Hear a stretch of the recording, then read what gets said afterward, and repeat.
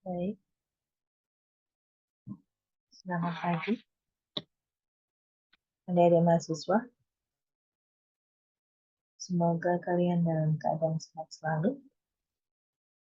Pada pertemuan hari ini, kita akan memasuki bagian berikutnya, jadi materi baru, capaian pembelajaran baru, ya, di mana untuk 3 pertemuan ke depan kita akan membahas mengenai restorasi citra atau image restoration, yang nanti akan kita bedakan menjadi 2, terbagi menjadi 2, yaitu image restoration pada domain spasial dan image restoration pada domain frekuensi.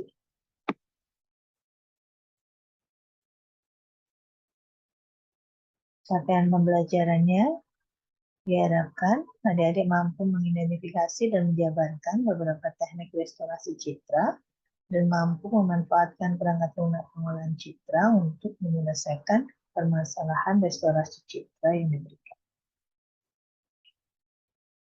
Ini beberapa indikator yang harus kalian kuasai, ya, yang nanti akan berhubungan dengan penugasan terstruktur maupun soal-soal dalam kuis serta dalam ujian. Nah, tadi seperti saya sampaikan, ini akan dibagi menjadi 2. Untuk yang domain spasialnya kita akan bahas melalui 2 sesi. Untuk sesi pertama ini kita akan membahas mengenai apa sih noise, kemudian model-modelnya seperti apa. Lalu kita akan membahas bagaimana teknik untuk menghilangkan noise yang dibagi menjadi 2 di sini, yaitu mean filtering dan order statistic filtering. Baik, apa sih yang akan kita bahas atau yang berkaitan dengan restorasi citra? Jadi restorasi citra sendiri itu bertujuan untuk merekonstruksi atau memperbaiki citra yang terdegradasi dengan menggunakan suatu priori knowledge dari fenomena degradasi yang diberikan. Yang dimaksud dengan priori knowledge di sini itu adalah pengetahuan, ya, pengetahuan yang kita miliki yang bisa digunakan sebagai bekal memilih teknik apa yang paling tepat untuk merekonstruksi citra yang terdegradasi tersebut. Ya. Jadi, teknik restorasi itu berorientasi pada pemodelan degradasi, kemudian kita mengaplikasikan proses kebalikannya untuk memperbaiki citra aslinya tersebut.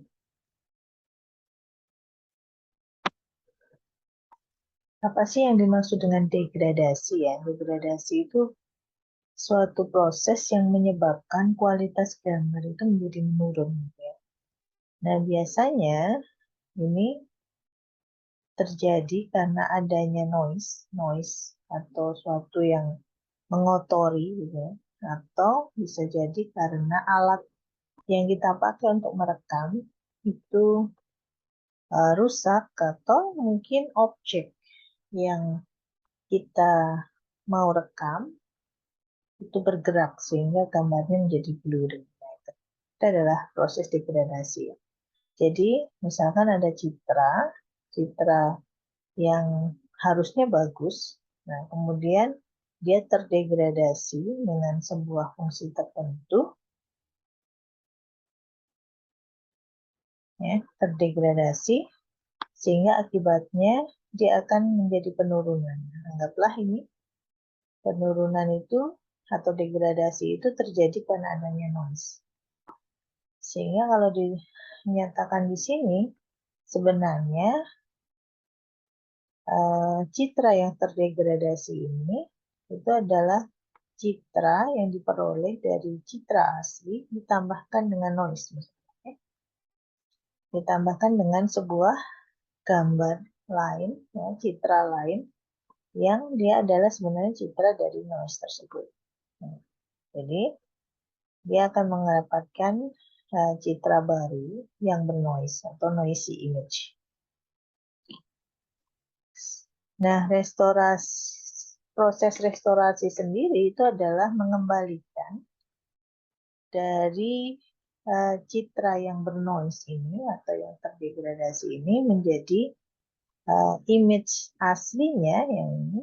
Nah, hanya dikatakan di sini belum tentu dia kembali persis seperti gambar aslinya, tapi mendekati gambar aslinya, itu yang diharapkan. Nah, ini yang kita sebut dengan proses restorasi.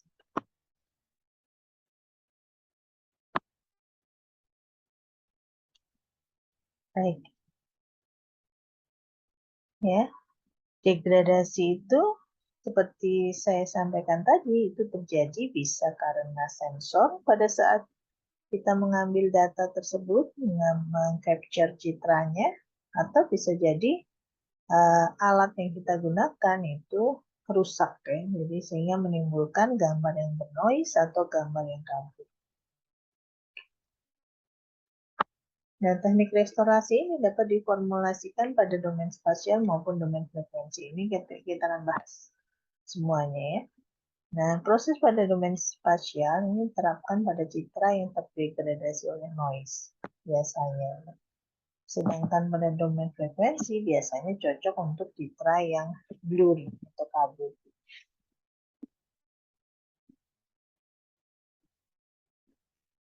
Kita sebelum mengetahui bagaimana teknik-teknik dari restorasi citra, kita akan belajar dulu.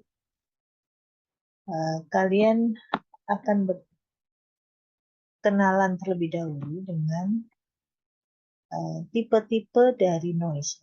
Jadi noise. Jadi kita kenalan dulu dengan noise ini. Jadi noise di sini juga bentuknya adalah berupa fungsi dua dimensi yang bisa dikategorikan sebagai image. Oke. Nah, noise sendiri itu macam-macam, ya, bentuknya, modelnya. Jadi lebih tepatnya model dari distribusi pixel-pixel yang menjadi noise. Itu dibagi menjadi 5 di sini. Yang pertama adalah modelnya berbentuk Gaussian, distribusi grayscale-nya itu berbentuk Gaussian. Kemudian distribusi grayscale-nya bisa berbentuk fungsi relik. Lalu ada noise yang kita sebut dengan noise Erlang atau noise gamma. Kemudian ini yang paling mudah kita temui, itu adalah impulse noise. Jadi dia hanya mengenal dua nilai, yaitu putih dan hitam atau salt and pepper. Dan ada juga yang disebut dengan speckle noise. Nah, speckle noise ini biasanya dia terjadi pada citra-citra yang bersifat sound, ya. Seperti misalkan radar, kemudian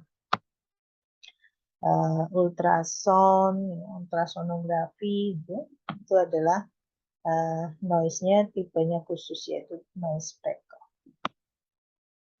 Nah, kita lihat satu persatu sekarang, ya. Noise Gaussian. Kenapa disebut dengan noise Gaussian?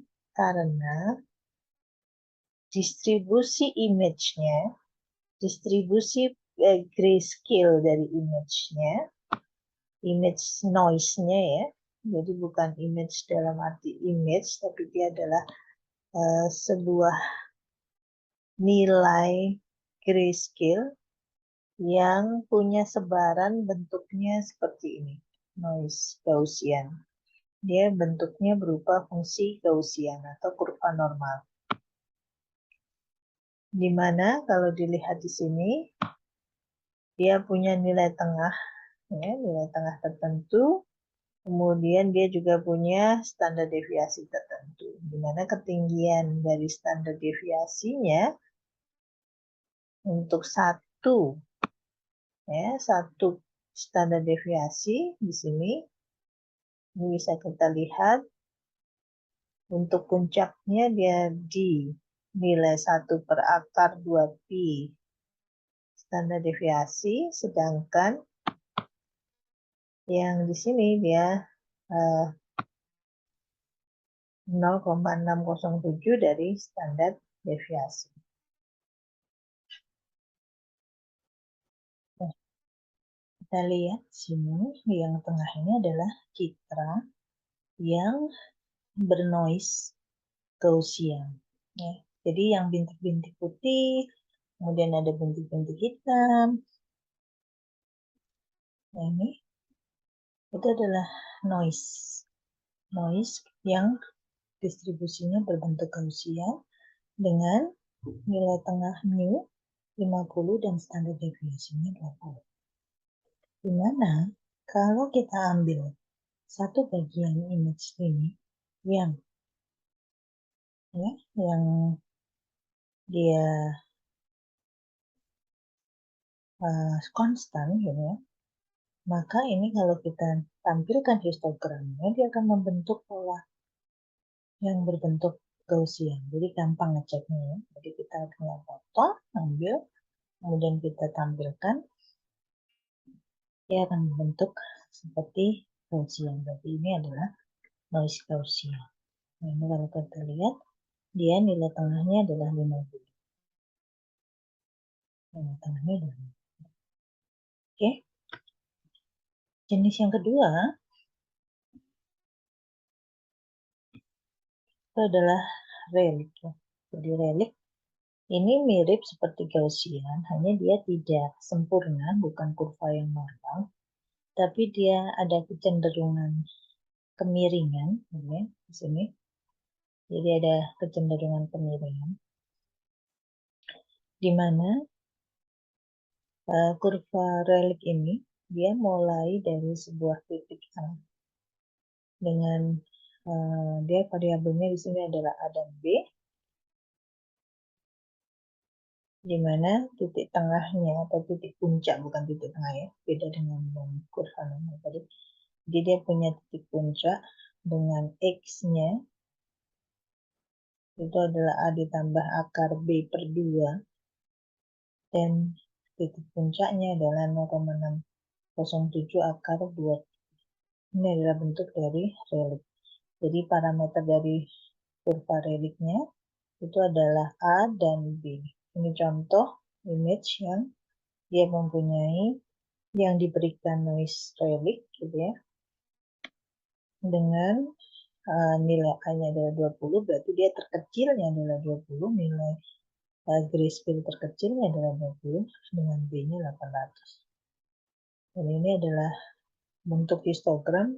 Kalau kita ambil satu bagian image ini kecil gitu ya, satu potong ini, kemudian kita tampilkan histogramnya. Misalnya kita ambil satu potong di sini, dan tampilkan histogramnya satu kotak. Nah, ini bentuk histogramnya nanti akan membentuk pola dari relic. Dan di sini mulainya adalah 20. Oke. Dan yang ketiga itu noise Erlang. Erlang atau gamma. Ini mirip seperti relic. Relic ini hanya bedanya adalah untuk gamma dia mulainya dari titik 0, bukan dari A ya. Dan puncaknya adalah K, di mana K-nya rumusnya seperti ini. Kemudian titik yang dia punya puncak atau X-nya atau Z-nya di sini kan pasti pasangan ya puncaknya.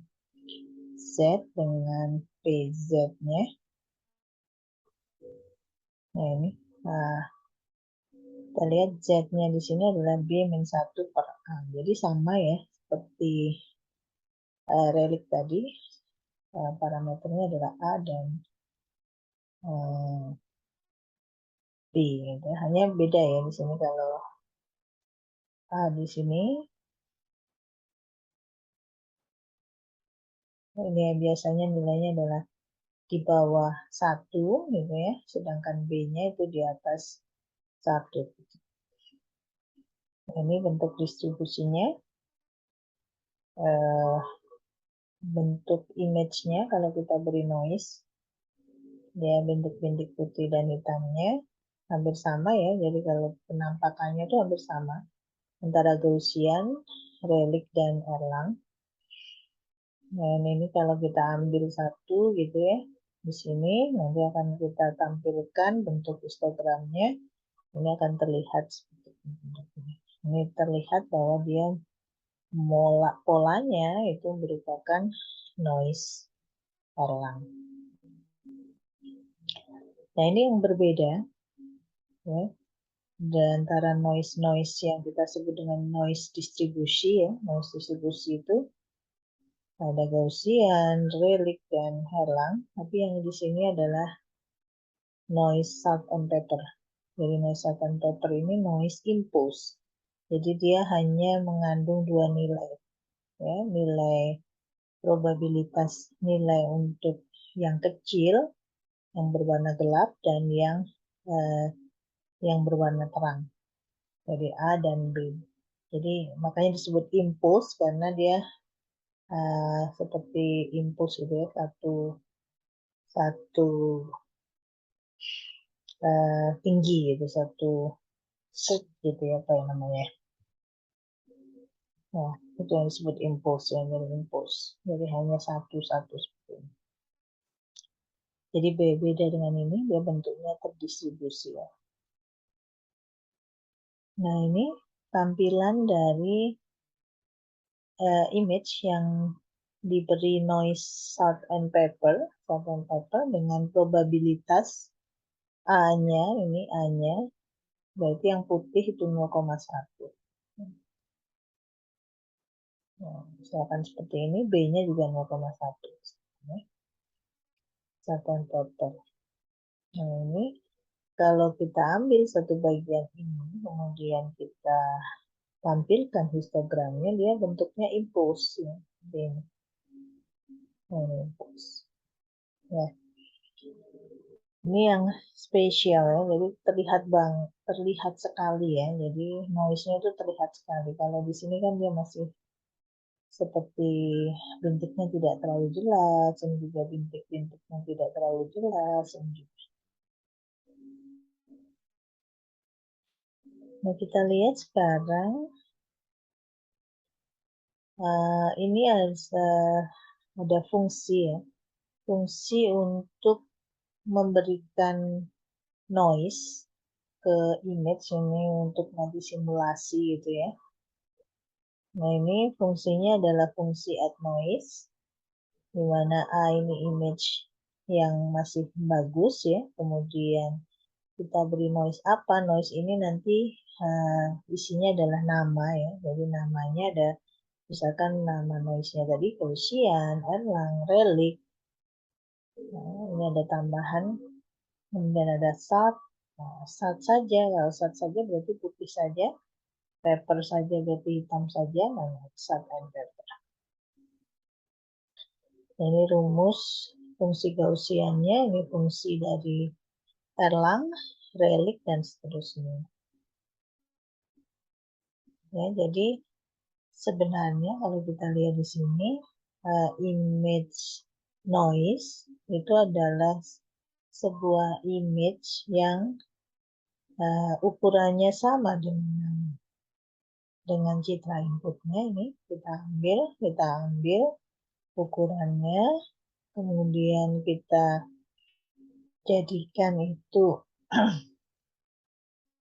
sebagai nilai distribusi yang image-nya. Nah, ini image-nya, jadi kita buat sebuah image baru yang namanya B gitu ya, di mana dia akan diberikan noise sesuai dengan distribusinya di sini, PZ ya, distribusinya. Nah, sehingga kita dapatkan ya, ini jadi B ini adalah fungsi noise-nya, fungsi noise-nya. Nah, kalau kita dapatkan image yang noisy, gitu ya, citra yang bernoise, maka citra inputnya adalah A, ditambah dengan B, maka dia akan mendapatkan gambar yang noisy. Ini nanti dicoba.